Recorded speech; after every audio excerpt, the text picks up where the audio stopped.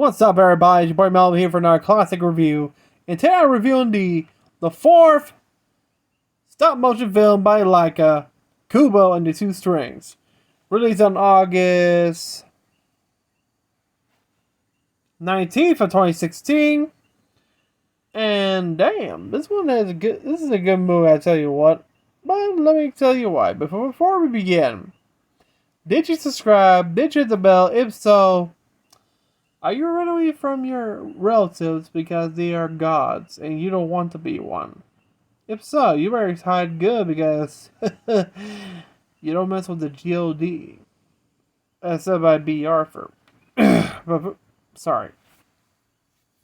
This is the third time because the recording keeps shutting down and I usually have to. This is the third time, so I thought the third time's a charm. But yeah.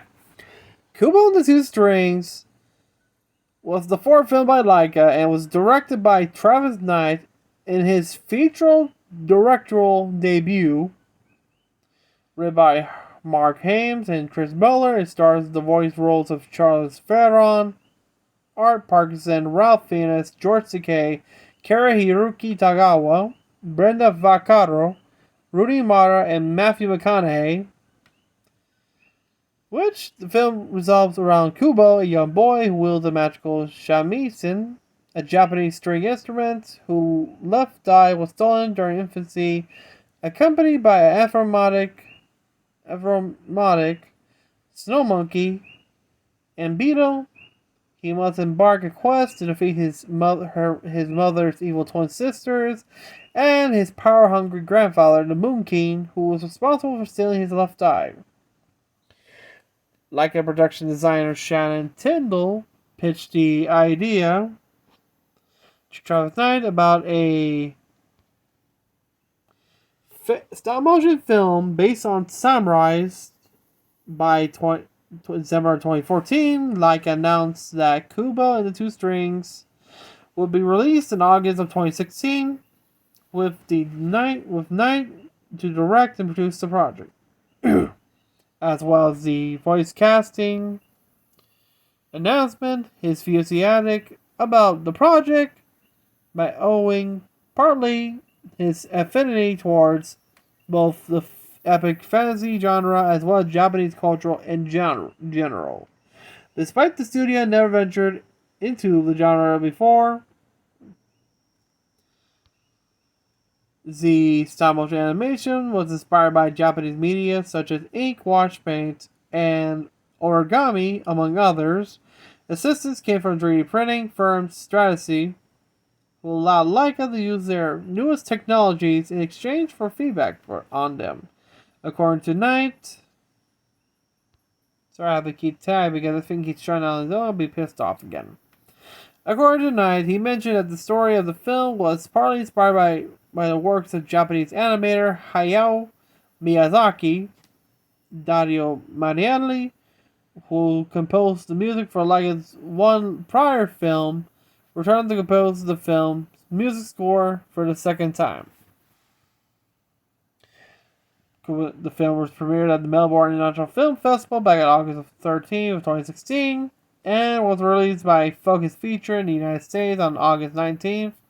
The film received critical acclaim for its craftsmanship, musical score, and story, but the box office was disappointing, only grossing $77 million worldwide against a $16 million budget.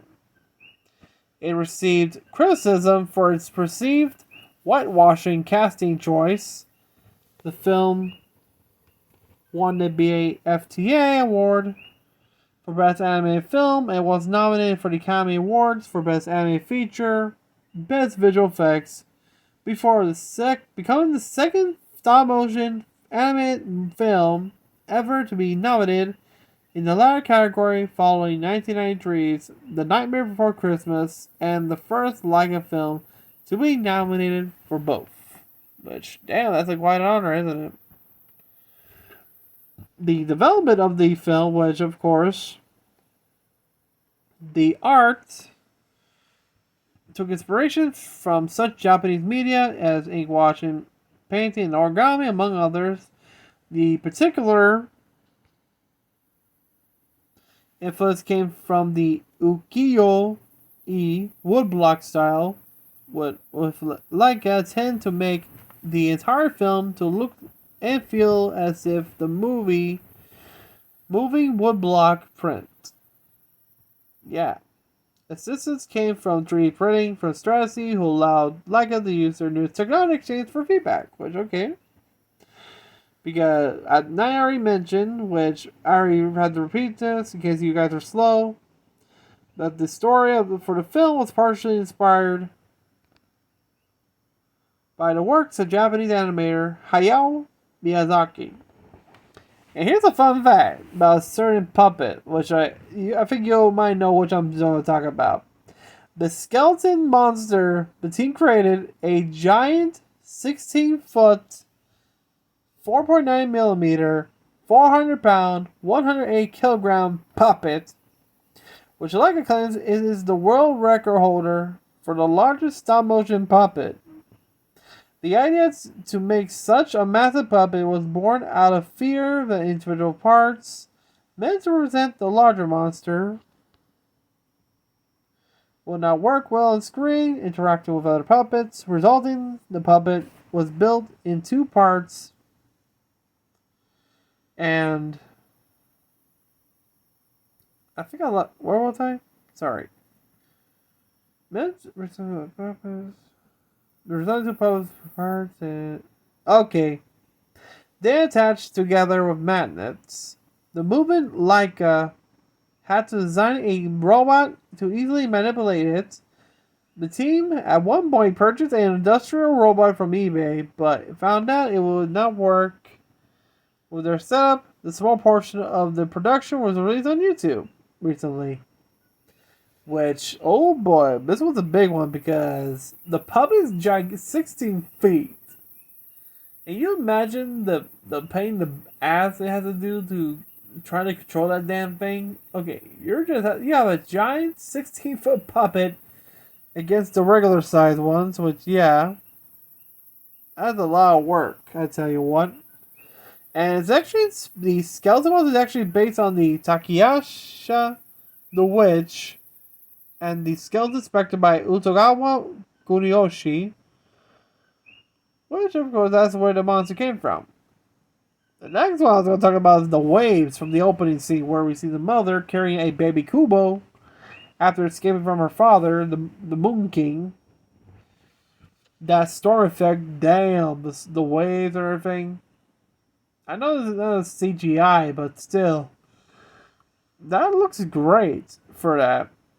And also, there was another scene I like, was when Kubo meets his aunts in the graveyard.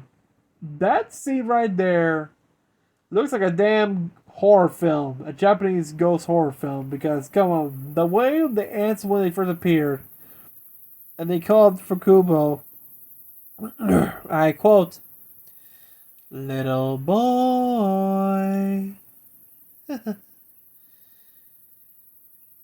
we are your aunties, Kubo. We are family." That face right there, those are porcelain masks. Right there. They're all in black, wearing porcelain masks, and wear those black hats. Damn! That is freaky. I like the design of those. It's like Japanese ghosts with that style. It's seriously. Okay, they're deadly, I can tell.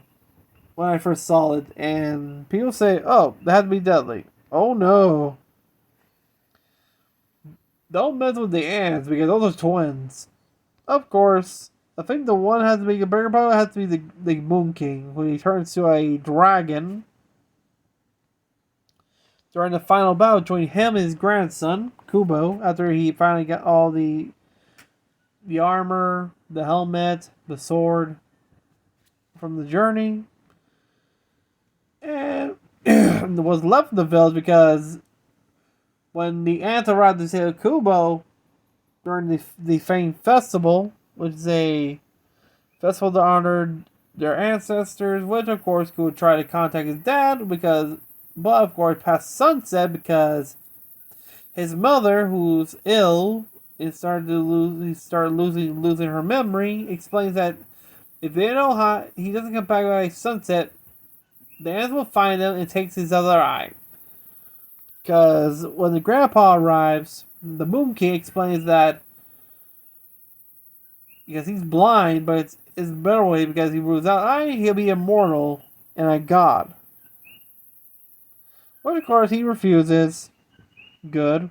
And starts an epic battle between grandson and grandfather.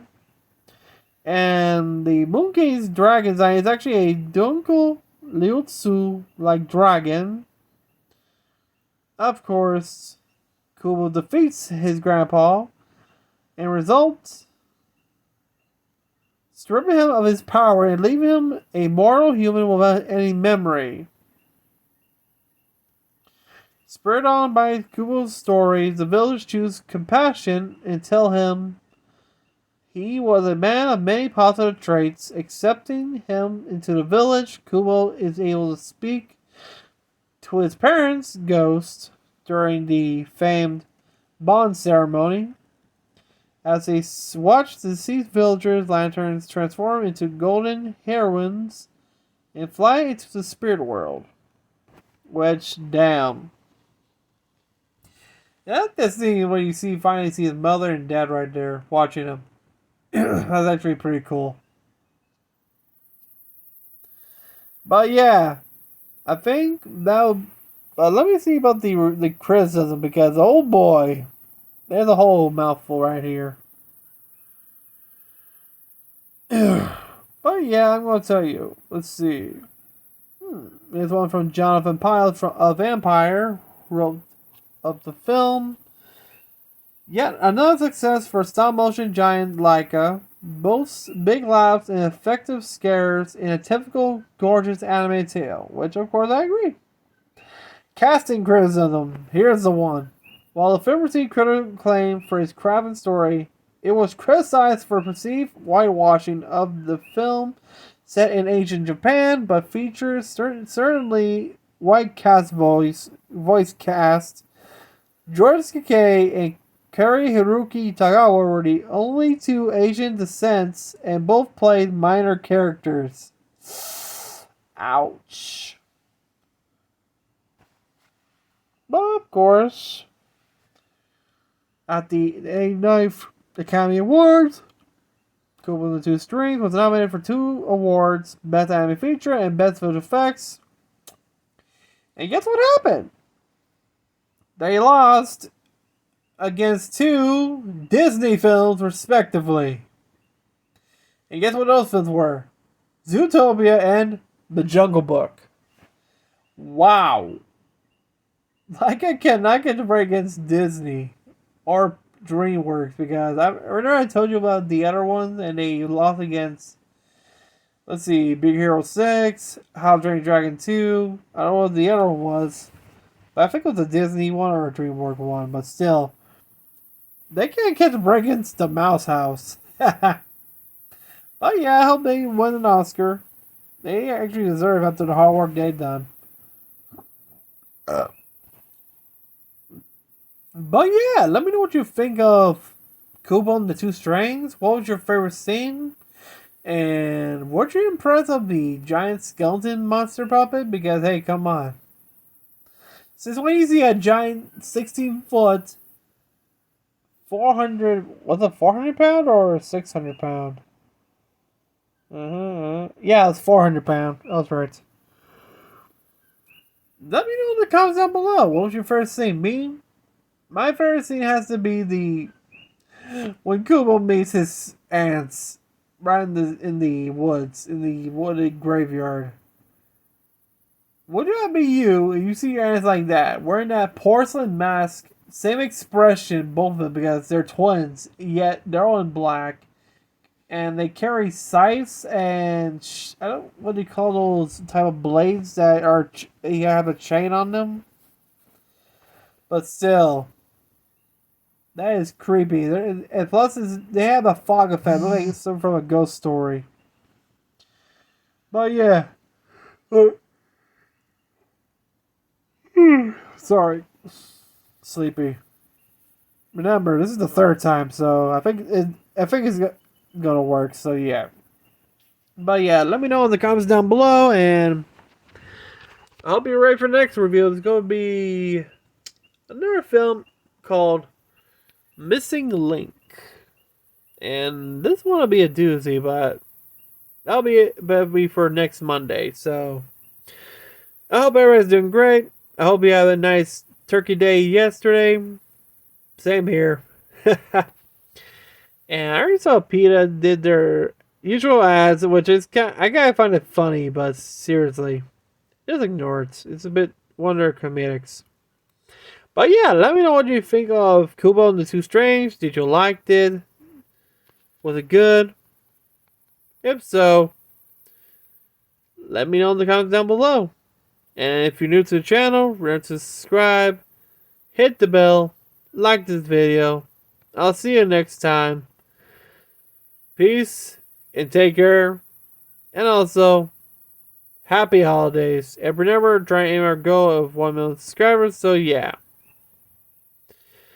And also some future production, because during December, I'm planning to do other reviews, mostly on holidays specials like Rankin Bass, holiday specials like in Cartoon Network, and I was like that because hey, come on.